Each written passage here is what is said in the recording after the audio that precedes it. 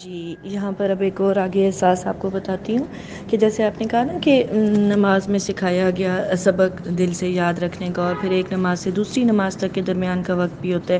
ٹھیک ہے؟ اچھا، اب اس میں آپ کی لذت اور ڈبل ہو جائے گی جب آپ ایک نماز سے دوسری نماز تک کے درمیانی وقت میں اس ملنے والی پاور اور اس ملنے والے سبق کو اپلائی کرتے جائیں گے، ٹھیک ہے؟ اور جتنی آپ کی نماز میں محبت ہوگی، جتنا آپ کو نماز میں ایک بوسٹ ملتا ہے، ایک ملاقات کا، ایک احساس کا، ٹھیک ہے، آپ اتنی ہی بے چینی سے نماز کا انتظار کرو گے، ٹھیک ہے؟ اب ایک وقت ایک وہ اینگل ہوتا ہے، یا ایک طریقہ کار، یا ایک کمی کمزوری یہ ہوتی ہے، اچھا نماز پڑھنی ہے تو کبھی قضا ہو رہی ہے، کبھی پڑھی جا رہی ہے، کبھی چھوڑ رہے ہیں یا پڑھ رہے ہیں تو مزے میں نہیں، یا اس طرح جب آپ اس چیز کو پریکٹس میں لاؤ گے کہ نماز سے ملنے والے سبق کو، اور آپ کو جو لذت ملے گی جب آپ اگلی نماز کا انتظار کر رہے ہوگے کہ میں پھر کب ملاقات کروں گا، ٹھیک ہے؟ جیسے ہمیں کسی سے بھی بہت پیار ہوتا ہے تو اگر ہم دیکھیں تو ہم اس سے ملاقات کے لیے مشتاق ہوتے ہیں، انتظار میں پھر رہے ہوتے ہیں،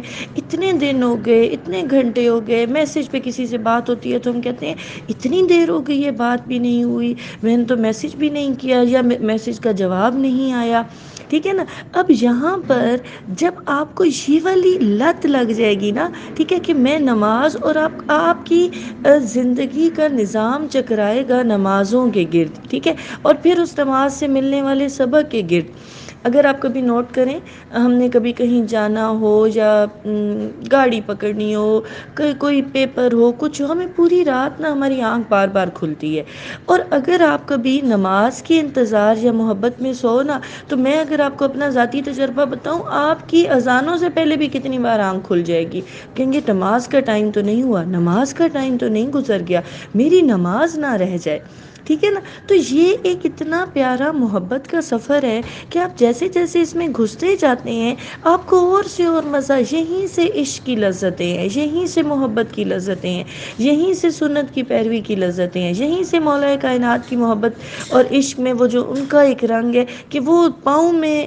وہ جو زخم لگا، تیر لگا، تو وہ بھی نماز کی حالت میں نکال لیا، تو آپ کو محسوس بھی نہیں ہوا کہ آپ نماز میں اتنے ڈوبے ہوئے ہوتے تھے، ٹھیک ہے نا؟ اسی طرح حسنین کریمین کی اگر آپ